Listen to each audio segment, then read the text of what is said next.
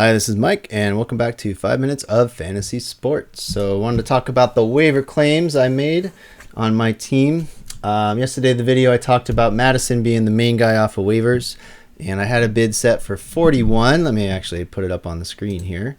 And during the video, I thought about it, and I realized that I should probably raise the bid, and I did do that. And it's a good thing I did because someone else had a bid at $46. So I raised it up to $56 and wound up getting the waiver wire claim. So I was happy to see that. Chubba Hubbard was a guy who was on waivers who went for $8. Someone dropped him when they found out McCaffrey was back, and so he got picked up. Other than that, though, not too many waiver claims. Arizona was a popular waiver wire claim for my league. And that's about it. So I want to do a little preview of the Thursday night game. I talked yesterday about Taysom Hill. It's been confirmed that he's the starter for the team for New Orleans tomorrow. I was trying to multitask in my brain. It didn't go well. So I wanted to just take a look at the two teams and talk about who to start, who to sit. Really, you're going to probably be sitting most of New Orleans. So let's pull New Orleans up on the screen here and take a look at them. All right, Kamara is the only one who scored 100 and over 100 points other than Jameis Winston.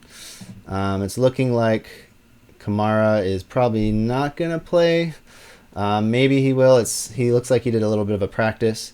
But even if Kamara plays, he's going to be limited most likely. And Taysom Hill being a running quarterback, sometimes they take away touchdowns from the running backs anyway.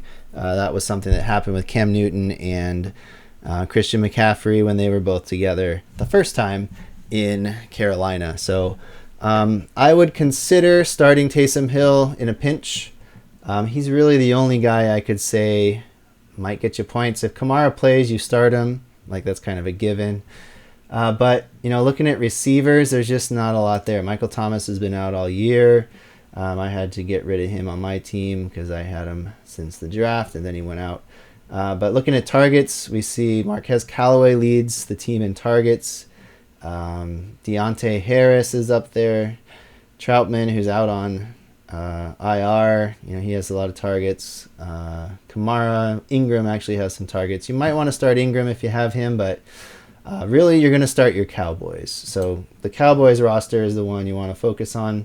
I have two defenses. One of them is Dallas. The other one is San Francisco. I'm going to be starting the Dallas defense tomorrow because New Orleans is just having a tough time. New Orleans isn't really got things together. They're fighting for possibly making the playoffs. I expect it to be a slow-paced game tomorrow for New Orleans, but it looks like CeeDee Lamb's probably going to be back tomorrow. Let me check that one there. I'm playing against him actually in my league.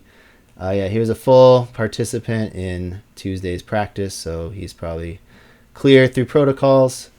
Amari Cooper, he's questionable. He's limited. The only thing that might mess up the Cowboys is they have had COVID kind of go through their ranks. I think their head coach is out, last I heard. So they might not be quite the well-oiled machine they were. And also, Dak Prescott hasn't looked great. He was better on the Thursday night game than he was previous weeks, but he's still not quite himself. So I don't know why he's not showing up here. Did I do all offense? Anyway, you want to make sure if you have Cowboys, there's Dak. Yeah, I would still start him. He's playing New Orleans. It's not like they're going to score a lot. He scored 28 points. I mean, I guess I should take it back. He threw for 375 yards, 2 touchdowns. That's a pretty good fantasy line, 28 points. The week before, he only had 2 points. So start Dak. Don't listen to my last 30 seconds of speech.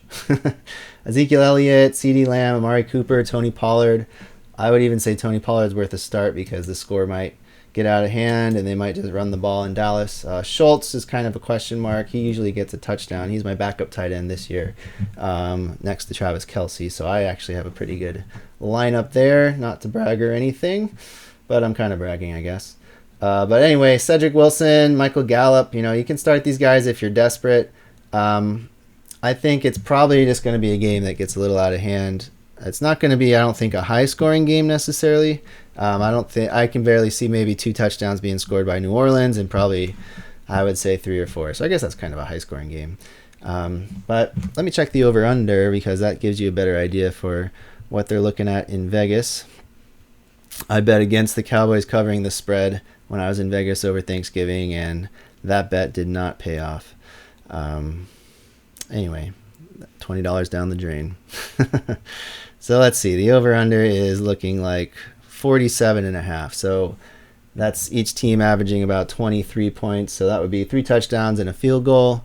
So 6 touchdowns in the game. Yeah, I don't know if I see that happening. But I was wrong last time. I had to take a guess on that. So anyway, start your Cowboys, at least the main ones. If you're in a pinch, start Taysom Hill. I would still start the Dallas defense as well. And that's your Thursday night primer for the game. Hope it goes well. Hopefully your team gets some points, or you wait until Sunday to get your starters some points. So I'll see everyone tomorrow. Enjoy the rest of your fantasy life.